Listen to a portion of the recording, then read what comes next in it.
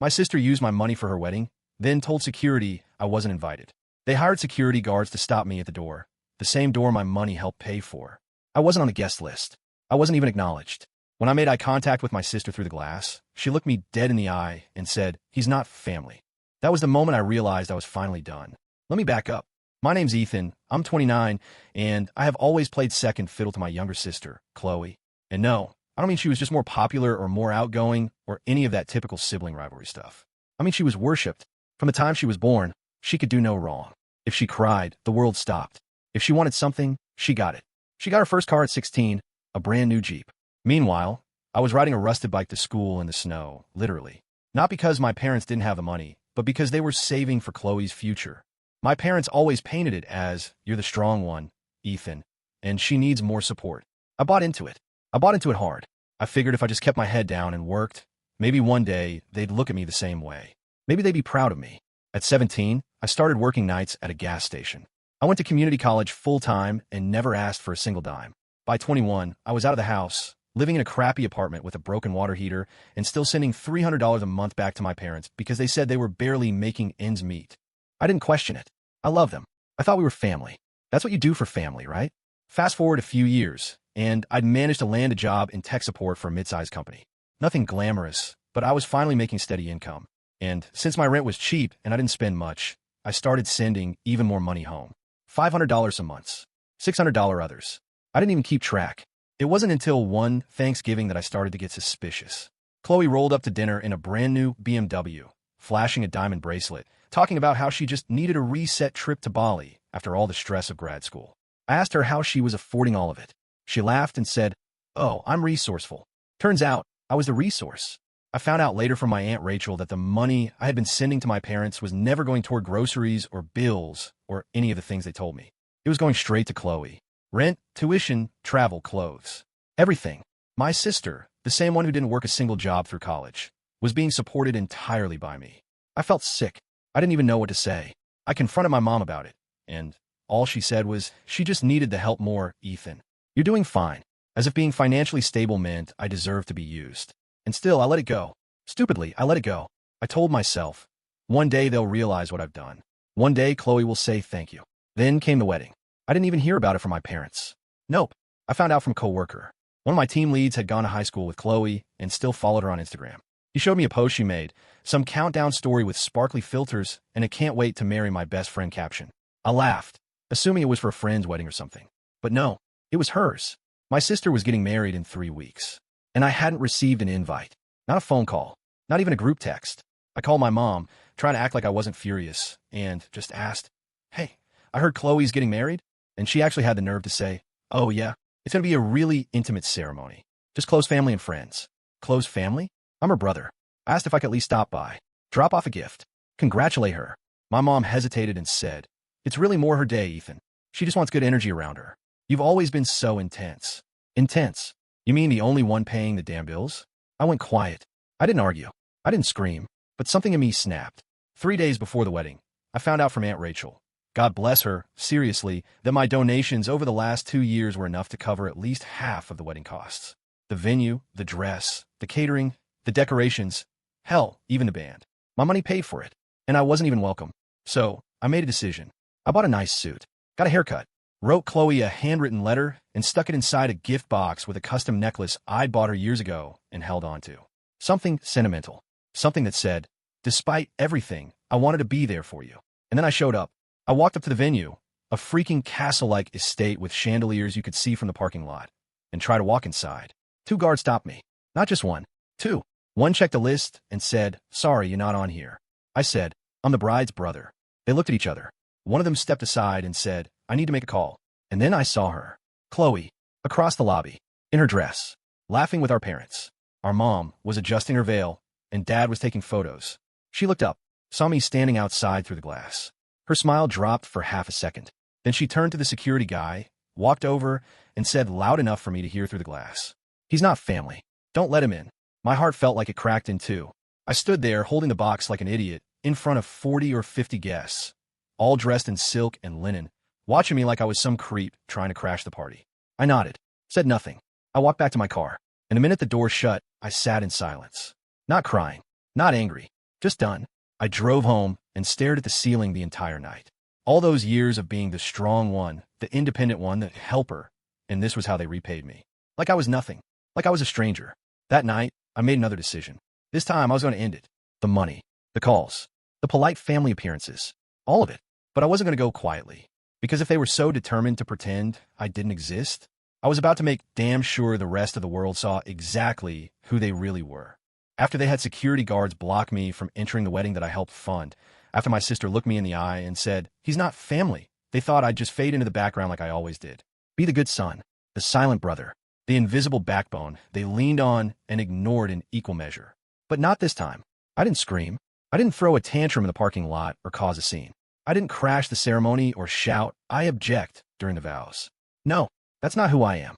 They don't get that satisfaction from me. Instead, I went home, and I opened up my laptop. Now, before I go further, let me just say this. I'm not the type of person to air family business on the internet. But there comes a point where you have to stop playing the villain in a story someone else wrote for you, and start telling the truth. So I did. I logged into Facebook, not even my main account. I used the old one. The one all the aunties and uncles and childhood neighbors still follow me on. And I posted a photo, not of the wedding, but of a necklace I'd planned to give Chloe, one she'd complimented when we were teenagers, that I'd saved for years. And the caption? When you spend years silently supporting your family financially, only to be told you're not family, at the wedding your money helped pay for. Never again. That was it. No names. No insults. Just enough. The comments blew up within the hour. Cousins I hadn't spoken to in years started messaging me. Old neighbors asked, "Wait, are you talking about Chloe's wedding?" One of my uncles called me and said, "Is this why your mom looked so tense all night?" The damage had begun, and I hadn't even revealed the half of it. Next, I compiled the receipts. Venmo screenshots, bank transfers labeled mom, house repairs and dad, rent help from the past 3 years. I tallied it all up. $27,890.62. That's how much I'd sent them since I was 24. And every time I sent it, I was told it was for survival. We're behind on rent. We had a plumbing emergency. Chloe's struggling at school. We had to lend her money. Lie after lie after lie. I printed everything and mailed a packet to my Aunt Rachel. She'd always believed me, always quietly supported me, and she'd been cast out of the inner circle years ago for standing up to Chloe. I knew she'd help me make this right. The next day, Aunt Rachel took to Instagram with fire. She posted a carousel of photos.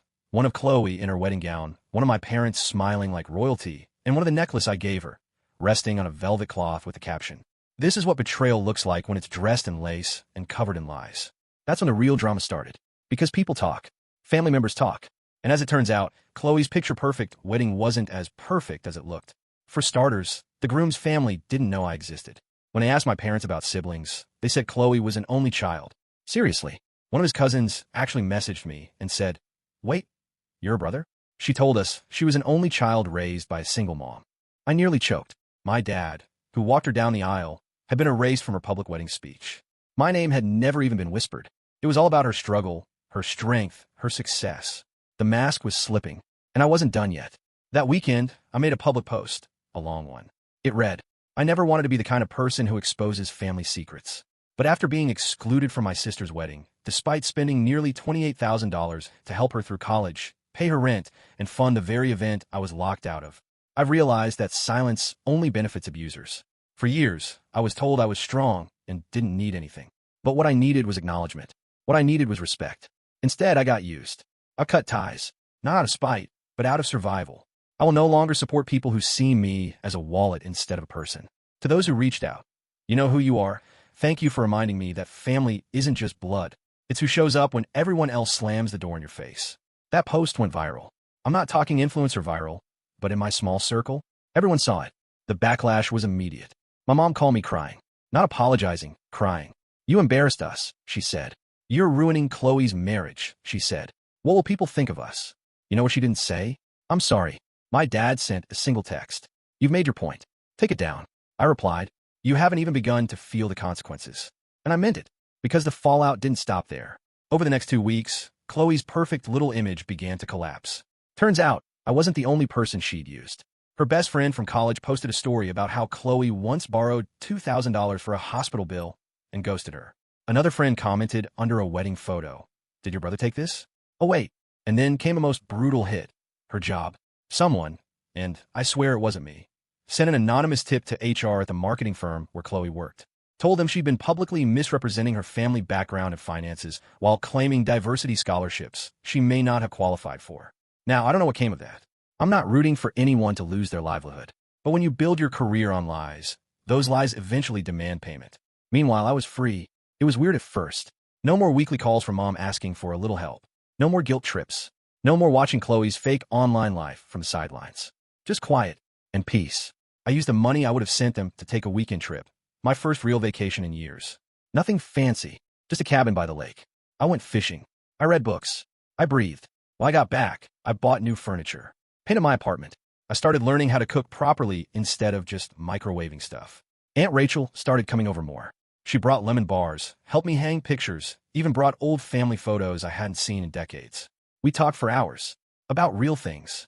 About grief and boundaries, and how sometimes the most dangerous thing in the world isn't hate, it's entitlement. She told me I was brave. I didn't feel brave. I felt like a man who finally woke up after years of sleepwalking. And here's the kicker. About a month after the wedding fiasco, I got a knock on my door. It was Chloe. She looked thinner, pale. Her makeup was smudged like she'd been crying. She didn't say anything for a moment, just stood there like a ghost. Finally, she whispered, "Can we talk?" I stared at her for a long time. Then I said, "No," and I closed the door. Chloe stood there in the hallway, wearing a hoodie that looked 2 sizes too big, mascara streaked under her eyes, lips trembling like she wasn't used to hearing no. And when I told her we couldn't talk and shut the door in her face, it wasn't out of cruelty. It was out of clarity. For the first time in my life, I wasn't going to explain myself. I wasn't going to comfort someone who had done nothing but break me down piece by piece. I wasn't going to be the dependable brother, the provider, the emotional punching bag. I was done, but that didn't mean it didn't hurt. I sat in silence after she left. Just sat there, holding a cup of coffee that had gone cold hours ago. My heart wasn't racing. I wasn't angry. I just felt empty. And that's what people don't tell you about cutting off toxic family. The grief doesn't always come with flames and rage. Sometimes it's just a quiet, dull ache, like someone cut the music mid-song and left you standing on the dance floor, unsure what to do with your hands. A week went by with no word from her. Then I started getting calls. Not from Chloe. From other people. Important people. Her now husband, Daniel, called me. I didn't recognize the number, so I picked up. The first thing he said was, "Man, I'm sorry." He said it like someone apologizing for stepping on your foot in an elevator, not someone who married a woman that exiled her own brother from her life. I stayed quiet. He kept talking. He said that everything had come out. The financial support, the wedding funding, the faked only child story she told his family, the secret bank account Chloe's been hiding from him. Apparently, he hadn't known about the extent of her lies. He was blindsided. His words, not mine. He told me she was spiraling, that she'd taken a leave of absence from work, that her reputation had taken a hit online after all the posts and callouts, and that her parents, our parents, were in shambles because everyone's turning on them now. And I'll admit it, I felt a twinge of pity, but just a twinge. Daniel then said something that made my skin crawl. She needs her brother, man. Just one real conversation. For closure. Closure? Where was my closure when I stood outside her wedding, clutching a gift like a fool while she told security I wasn't family? Where was my closure when I saw my bank account drop below $200 because my parents guilt me into helping with emergency repairs, only to find out it was for her Bali trip? So I told him, calmly, without anger. Tell her I hope she gets the help she needs. But I'm not her brother anymore. That title came with expectations no one else in that family had to live up to. And I hung up. That was the last time I heard from either of them. The months that followed were strange, but beautiful in their own quiet way. I started therapy.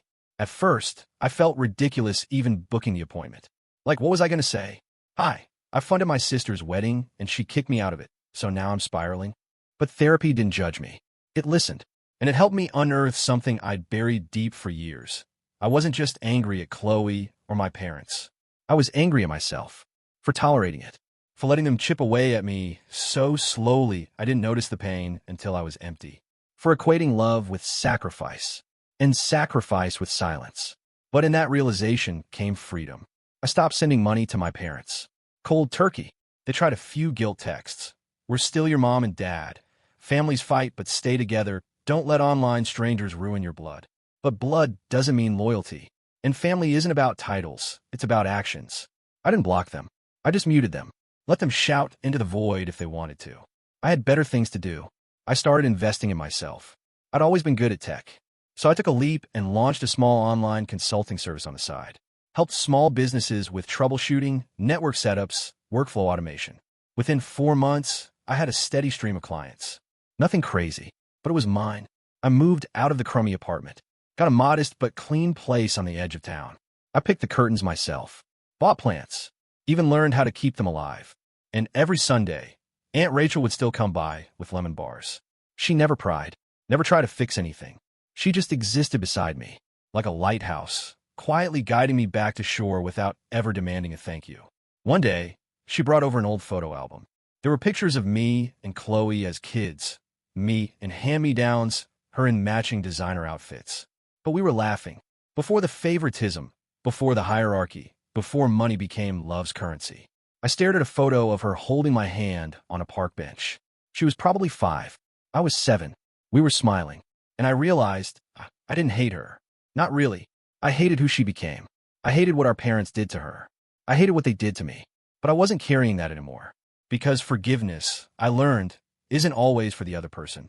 Sometimes it's just the key that unlocks your cage. A year has passed since the wedding. Last I heard, Chloe moved back in with our parents. The marriage didn't last 6 months.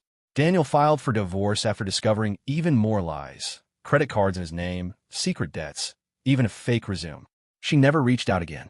Maybe she's too ashamed. Maybe she still blames me. Maybe she's curled up in her old room, rewriting history to fit her version of events. But that's her story now. Mine? Mine is calm. Mine is coffee in the morning, windows open, sunlight on the floor. Mine is client meetings I actually enjoy. Mine is boundaries and peace and chosen family. Mine is Aunt Rachel humming while she makes tea in my kitchen. And mine is finally understanding that you don't need to burn a bridge to walk away from it. Sometimes you just have to stop crossing it altogether and never look back.